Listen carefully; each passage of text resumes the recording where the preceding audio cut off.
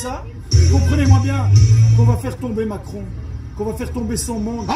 C'est avec l'amour, la bonté, la fraternité, la bienveillance, le soin, l'intelligence, tout ça qu'il y a dans ça, qu'on va faire tomber ce monde de merde pour le faire avancer vers quelque chose qui ressemble à de l'humanisme. Sur ma chaîne YouTube pour les Gilets jaunes de Lille, et ben moi c'est Jean-Marie Bocquet, et moi j'aimerais bien que tu te présentes un petit peu pour dire pourquoi tu es là et depuis quand tu es gilet jaune. Alors moi je suis gilet jaune depuis le départ, hein, Jean-Marie. On était dans les débuts de manifestation ensemble et tout ça. Ça fait plus de 5 ans déjà. Hein. Ah ouais, ça passe. Rond-point, bah, j'y viens quand j'ai le temps, rapport à mon association, je suis président d'une association, c'est le bonheur instantané, d'aide à la personne. On fait pas mal de trucs, on fait des repas alimentaires, on aide aussi les personnes, comment je veux dire, les jeunes sur des projets civiques, comme la lycée Roubaix-Tourcoing, avec la sauvegarde du Nord, et récemment avec aussi le milieu carcéral, où on aide des jeunes filles qui veulent s'en sortir, on les aide civiquement. Donc voilà, et aujourd'hui c'est un petit peu exceptionnel. Il y a une récolte qui est faite pour notre association de vivres et tout ça. Malheureusement, l'État ne nous donne pas de quoi subvenir aux aides alimentaires pour le citoyen. Donc on est obligé de piocher, de demander à droite à gauche, et tous les samedis on fait à peu près 100 à 150 repas pour des personnes en difficulté. Bah justement, un petit peu, je vais enchaîner en fait. Pourquoi le samedi et où ça se passe et pour qui ça se passe en fait? Alors les gens pour qui ça se passe, c'est souvent des jeunes, comment je veux dire, soit des jeunes travailleurs, des étudiants qui n'ont pas les moyens de se payer à manger, des retraités aussi qui n'ont plus les moyens de se payer à manger, bien sûr les SDF, mais ça on ne peut pas y éviter, et beaucoup de femmes seules, beaucoup de femmes isolées avec des enfants, des retraités, enfin c'est tous les gens. Le lieu où ça se passe, c'est derrière la place de la République, à côté de l'église, à côté de la Belge. On est là tous les samedis soirs. Et pourquoi le samedi soir? C'est que j'ai un métier aussi, je suis éducateur. Donc on ne peut pas tout faire, mais franchement on se démène. Et tu es éducateur pour les personnes en situation de handicap mental. Bah c'est bien, c'est tout à l'honneur. Et ton gilet jaune, il est où? Ah, je ne l'ai pas mis aujourd'hui, je venais en tant que visiteur, mais je le mettrai la prochaine fois, et je suis venu de nombreuses fois. Ouais, merci, de toute façon c'est pour toi. Et voilà, tu vois, on vient d'être récompensé, et ce qui est important, c'est l'action qu'on mène en fait en tant que gilet jaune. Et moi, ce que je voulais t'interviewer, c'est surtout pour dire que chez les gilets jaunes, il y a des gens qui ont un cœur gros comme ça en fait, et que on est dans l'action, même si on nous critique sur les chaînes médiatiques, et même si les gens ils ont une mauvaise image de nous, mais les médias ont bien chargé la mule sur notre... Et il y a plein de gens comme toi et moi en fait qui aidons son prochain, et je crois que ça fait partie des bonnes actions des gilets jaunes. On est tous des citoyens, on devrait tous se serrer les coudes. Quand les gens ne voient pas la misère qu'il y a, ne voient pas ce qui se passe dans le médico-social, ne voient dans le milieu carcéral, ils ne voient rien. Il n'y a que quand on est dedans qu'on peut voir. Et franchement, il y a beaucoup de gens qui sont dans le besoin. Même des fois, rencontrer une personne, discuter avec elle ou quelque chose comme ça, ça peut lui remonter le moral. C'est énorme, c'est ce qu'il faut faire. Et tous les gilets jaunes, tout ça, c'est citoyen, c'est une union, c'est le peuple. C'est le peuple, exactement. C'est ce qu'il faut dire, on est tous pareils. On a beau gagner n'importe quoi, n'importe quelle chose, on est tous humains. Merci, je vais rester, on est tous humains, je vais rester sur cette phrase.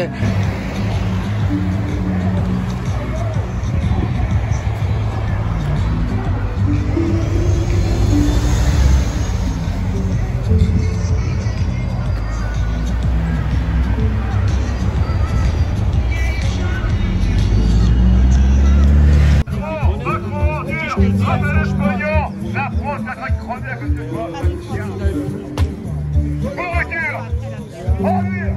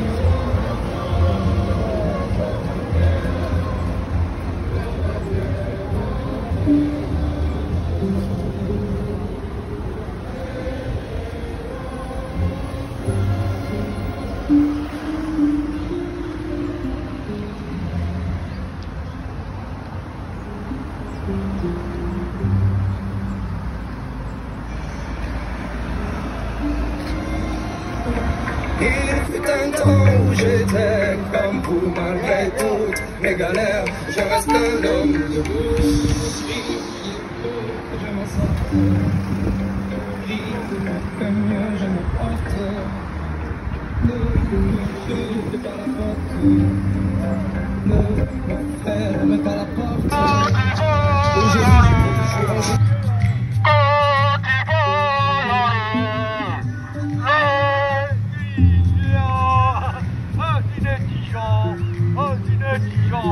Vas-y le petit Jean, on est toujours là. Quand tu voles, quand tu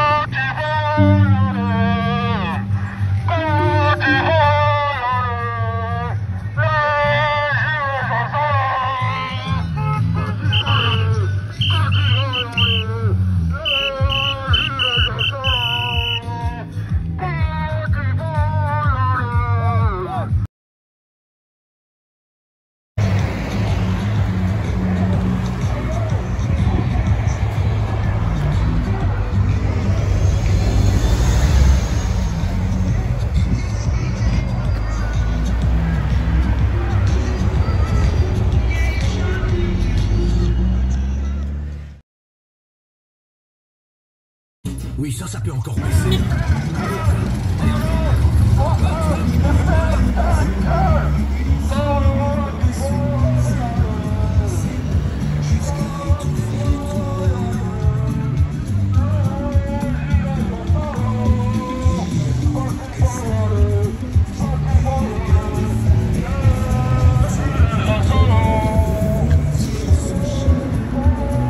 Voilà, on vient de faire une petite collecte pour notre camarade Loïc qui distribue pour les SDF.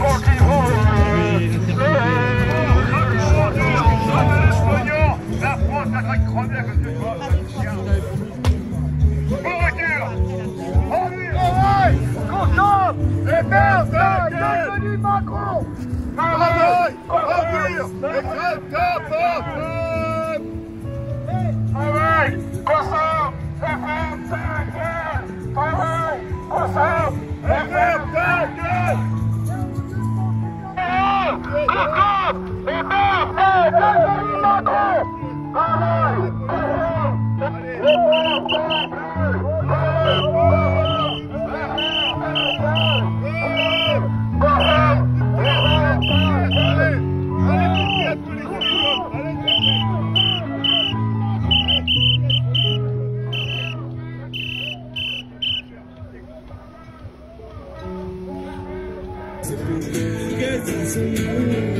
Aucun ne viendra nous saigner, qu'est-ce qu'ils sont cons ces mots, qu'est-ce qu'ils sont cons. Aucun ne viendra nous saigner, qu'est-ce qu'ils sont cons ces mots, qu'est-ce qu'ils sont cons. Comme dirait la chanson, qui sont cons ces pauvres. Qui sont cons ces pauvres. Ils ont qu'à se révolter, exactement, ils ont qu'à se révolter.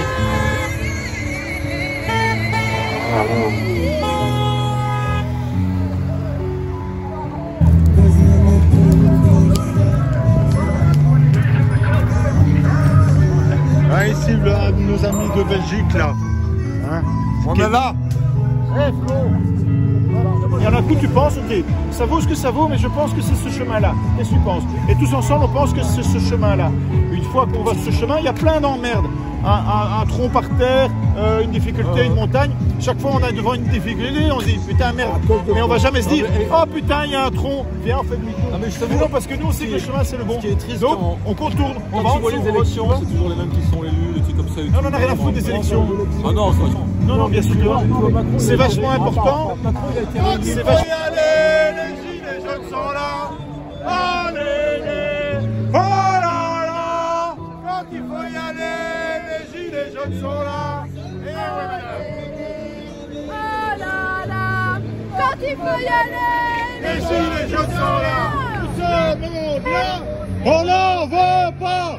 Les vieux dans la galère, les jeunes dans la misère de cette société-là, on n'en veut pas. Ah, ici, là, Loïc, il sait un petit peu tout ce qu'on a ramassé aujourd'hui. Enfin, c'est pas grand-chose, mais c'est un petit quelque chose qui te permettra d'aider voilà, quelques repas. Ouais. Bah, je te remercie, Loïc, de ton aide. Moi aussi, puis on continue. Hein. On continue, exactement. On va revenir. Allez, encore merci à tous ceux qui ont ramené 1 kilo de pâtes. Il y en a qui sont venus de Belgique exprès pour ramener 1 kilo de pâtes. Allez, merci. A plus, et encore un paquet de biscuits qui arrive. Merci Darmanin. On te remercie bien. Tu iras en prison comme tout le monde.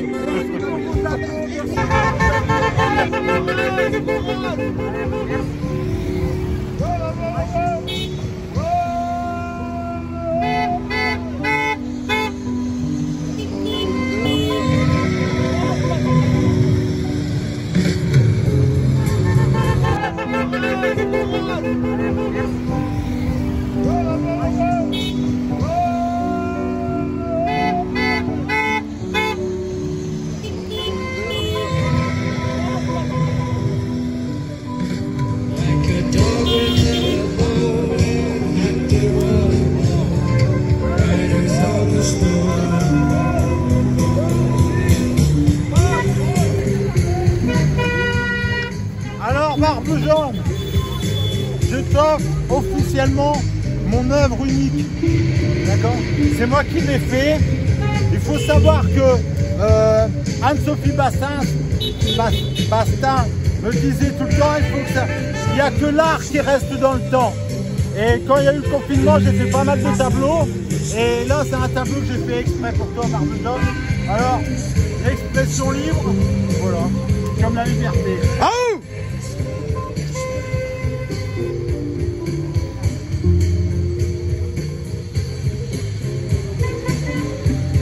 Place dans ton cœur déjà et sur un mur.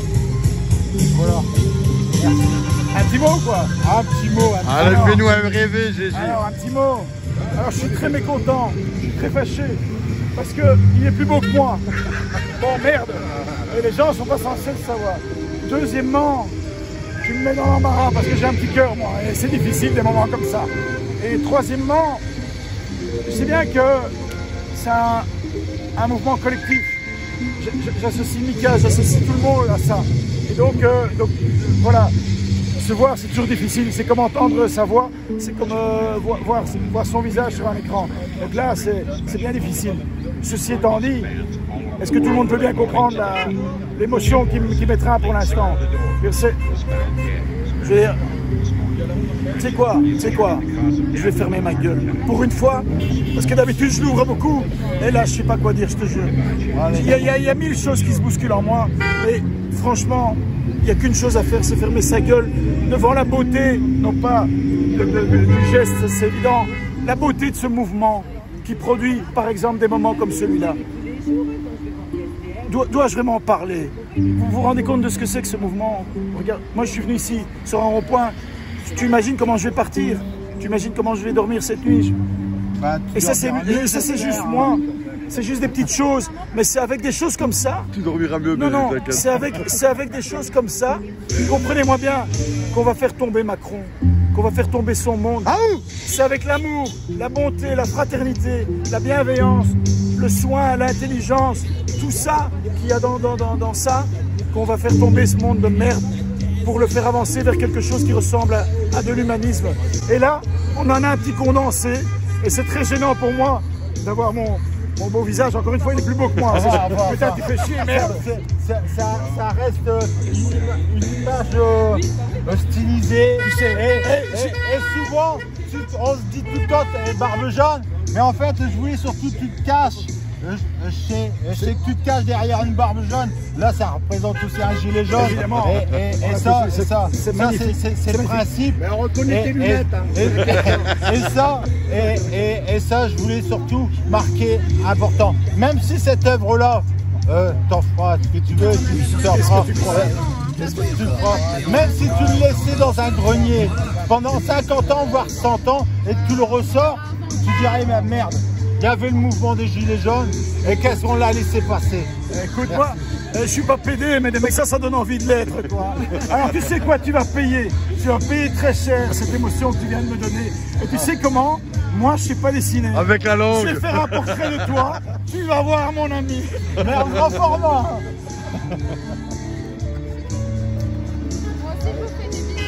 Elle veut des câlins aussi, des bisous.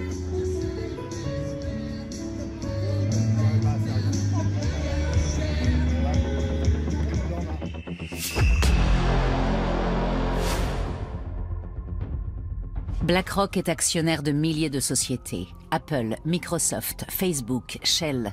L'entreprise a placé ses fonds partout. Et même si cet argent est un simple prêt de ses clients, Larry Fink et ses gestionnaires peuvent en disposer à leur guise. Larry Fink a créé un écosystème comparable à celui d'une banque. Le groupe gère et génère beaucoup d'argent. Dès qu'il investit dans un nouveau secteur, les cours de la bourse grimpent immédiatement. Il pèse si lourd qu'il influence le marché. En Allemagne, BlackRock est un gros actionnaire dans les 30 plus grandes entreprises du DAX. Il en va de même en France, où la multinationale possède de larges parts dans les sociétés du CAC 40 comme Airbus, Renault ou L'Oréal. BlackRock est la cheville ouvrière des marchés financiers. C'est chez elle et chez les autres gros investisseurs institutionnels que les investisseurs américains et du monde entier placent leur épargne retraite. Ces groupes investissent pour nous. Ils sont les intermédiaires qui garantissent nos pensions et le bon fonctionnement des marchés. Ils ont une grande responsabilité.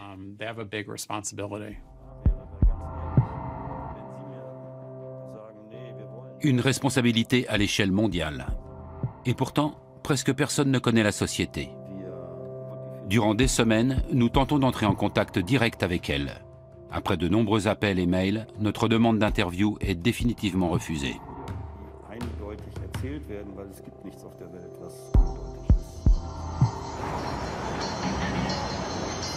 La journaliste Heike Burter en a elle aussi fait l'expérience. Depuis bientôt 20 ans, elle écrit sur Wall Street pour diverses rédactions. Mais au cours de ses recherches pour son livre sur BlackRock, elle s'est heurtée à un énorme mur de silence. Oui, en effet. Et quelque chose m'a surprise. Même parmi les gens extérieurs à BlackRock, ceux qui y avaient travaillé autrefois, qui espéraient y entrer un jour ou qui collaboraient simplement avec la société, personne ne voulait me parler autrement que sous couvert d'anonymat.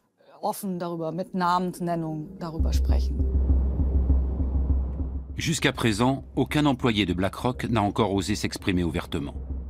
Même l'ex-salarié que nous rencontrons à San Francisco redoute l'influence de son ancien employeur. Il évoque la pression quotidienne subie chez BlackRock. Pour être franc, on se plaignait beaucoup. C'était un environnement très stressant. L'organisation était très horizontale et il y avait pas mal de jeux de pouvoir. Beaucoup de gens voulaient avoir l'air important et gravir les échelons. Les plaintes étaient nombreuses. Quand je travaillais là-bas, on avait l'habitude de dire qu'on nageait avec les requins. Notre informateur développait des fonds pour les marchés internationaux. Ces produits devaient attirer des investisseurs du monde entier, avec de gros bonus à la clé en cas de succès.